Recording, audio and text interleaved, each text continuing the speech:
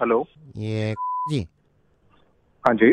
I am so sorry, मैंने ऐसे बीच में आपको फ़ोन किया है सर। आपका नंबर मेरे को कहीं से मिला था। अभी मैं ये काफ़ी दिन से मैंने सोचा भी आपसे थोड़ी हेल्प ले लूँ। मैं बीच में काफ़ी आपको ट्राई करना चाह रहा था, आपका नंबर था नहीं सर। ये आ, बनवाना था तो मैं वहाँ भी गया भी था।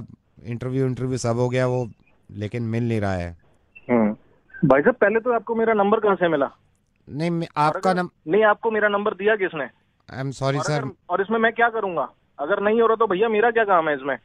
कहीं और ट्राई कीजिए आप। मतलब मैंने आपसे इसलिए फ़ोन किया था, मैंने तो आपको एक वजह से फ़ोन किया था नहीं नहीं, सर। मेरे मेरे पास क्यों फोन किया आपने? जो आपका काम नहीं हो रहा वो वहां जाके कराइए, मैं क्या करूंगा इसमें? नहीं सर, उन्होंने तो मना कर दिया है कि नहीं हो पाएगा। उन्होंने मना कर दिया तो मैं क्या करूंगा इसमें? तो आप करा देते सर। नहीं, मैं नहीं करा सकता ना। ये जो काम जिसका है वही कराएगा। मैं नहीं करा सकता ये काम आपका। आप वहीं पे जाके ट्राई कीजिए। Sir I am sorry but sir कुछ ले दे के नहीं, इसमें अगर आप। और ये क्या बदतमीजी है? क्या ले दे के? जो काम मेरा नहीं है उसके लिए मेरे को फोन कर रहे हो? मेरा सर कुछ नंबर ले लिया पैसे कहीं मैं से अगर तुमने? आपके घर पहुंचवा दूं, मतलब आज ही पहुंचवा दूं अबे मतलब। गधे साले, तू मेरे को रिश्वत दे रहा है? तेरे को पता है तू क्या बात कर रहा है? सर वो 2 मिनट के अंदर अंदर करवा सकता हूँ मैं। हिम्मत कैसे हुई तेरी रिश्वत की बात करने की मेरे सर से? सर क्योंकि आप सरकारी एम्प्लॉय हो इसलिए मैंने क्यों? रिश्वत की बात कर ली। तो क्या क्या क्या सारे सारे सरकारी एम्प्लॉय रिश्वत लेते हैं? तो फिर ये कैसे हो गया कि हर मुसलमान टेररिस्ट हो गया? तो फिर ये कैसे आपने पोस्ट कर दिया कि हर मुसलमान टेररिस्ट होता है, इनको देश से निकाल दो? आपके बताने से पहले ही मैं इस बात को मानता हूं कि हर सरकारी आदमी रिश्वत नहीं लेता। मैं इस बात को लेकर बहुत शर्मिंदा हूं सर, कि रेडियो पे आने के बाद मुझे इस तरह की बातें करनी पड़ रही हैं। जब मैं आया था ना रेडियो में, तो मैंने ये सोचा था कि सिर्फ हंसी मजाक करेंगे, किसी को समझाने की जरूरत नहीं पड़ेगी। कितनी अच्छी बात है आपकी कि आप एक गवर्नमेंट एम्प्लॉय हैं तो आप रिश्वत से नफरत करते हैं, जो कि करनी भी चाहिए। लेकिन इतनी ही नफरत एक दूसरी कम्युनिटी से, जो कि आपके साथ रह रही है, जो आपके साथ रहती थी और रहेगी। साहब, मैं रेडियो मिर्ची से नवीद बोल रहा हूं, और मुझे लगा कि मैं इस तरह आपको समझाऊंगा तो शायद आपकी समझ में आ जाए। फेसबुक का एक पोस्ट शेयर करने से आपका कुछ नहीं है सर, है ना, जिसमें यह लिखा हुआ था कि मुसलमान हिंदुस्तान से मोहब्बत नहीं करते, मुसलमानों को हिंदुस्तान में रहने का कोई हक नहीं है। इस चीज को आपने शेयर कर दिया। मुसलमान टेररिस्ट नहीं है, टेररिस्ट का कोई मजहब नहीं होता। अब मैं कैसे समझाऊं उन लोगों को? एक एयरक्राफ्ट में एक मुसलमान के कैन मांगने से उसको मना कर दिया, क्योंकि उनको लगा कि ये मुसलमान है तो कैन के ढक्कन से वो लोगों का गला काट देंगे। मैं खुद मुसलमान हूं और इस्लाम कहीं से कहीं तक इस तरह की तालीम नहीं देता। मैं आपको सही बताऊं, इस्लाम गले काटने की नहीं, गले मिलाने की बात करता है। बल्कि किसी भी मजहब में एक दूसरे से नफरत करना और एक दूसरे को मारना, ये कभी नहीं बताया जाता। हिंदू, मुस्लिम, क्रिश्चियन, बुद्धिस्ट के घर घर जाके नहीं कह सकता मैं कि एक दूसरे से मोहब्बत कर लीजिए। और उन लोगों से भी मेरी नाराजगी है जो मुसलमान होके हिंदुओं से नफरत करते हैं और इस बात को बढ़ावा देते हैं कि हिंदुओं से नफरत करो, उनसे नाता खत्म कर दो। सिर्फ आपको यह बताना चाह रहा हूं कि एक मुसलमान को जान से मार देने में भी इतनी ही तकलीफ होती है उस इंसान को जो मरता है, और एक हिंदू को मार देने से इतनी ही तकलीफ होती है इस इंसान को जो कोई मारता है। इतना अच्छा काम करते हैं, इतनी अच्छी सोच रखते हैं कि रिश्वत ना किसी से लेंगे और ना ही किसी को देंगे।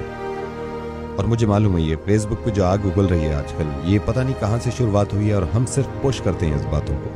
जरा सोचिए, अगर आपको इस बात का अंदाजा हो भी गया कि आपने गलती करी, तो आप जिम्मेदार हैं उन 150 लोगों के जिन्होंने ये जाके शेयर किया है। और अब आपकी जिम्मेदारी बनती है कि हर किसी को जाके बताएं कि नहीं, मुसलमान गलत नहीं होते, मुसलमान साथ में रहते हैं, मुसलमान एक दूसरे से मोहब्बत करना जानते हैं।